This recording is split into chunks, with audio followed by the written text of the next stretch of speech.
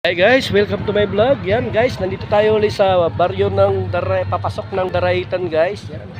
Yan po yung tsura ng papasok po dito. Pagka pumapasok, sakay po kayo sa bangka. Tapos pagdating nyo sa dulo guys, magbabayad kayo. Bali yung sakay po ng bangka dito, sakay nyo sa bangka yung sasakyan nyo. Mabayad pa rin po kayo doon sa dulo. May entrance po na binabayadan po dun guys. Shout out po guys sa nakakapanood po ng ating live dito sa lugar po na ito.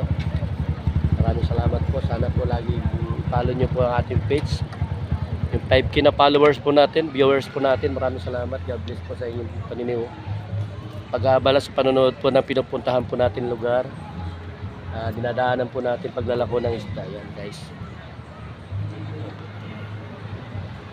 Bali, magtatanghali na guys. Niabot na po tayo ng tanghali bago dumating po sa baryo ng Daraitan guys. Yan. Medyo mainit na po yung panahon guys. Kaya okay lang siguro. Ito yung paligid guys.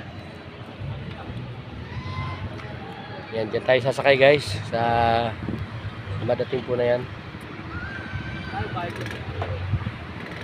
Guys, sakay, papasok ng Daraitan guys. Yan guys, yung lugar.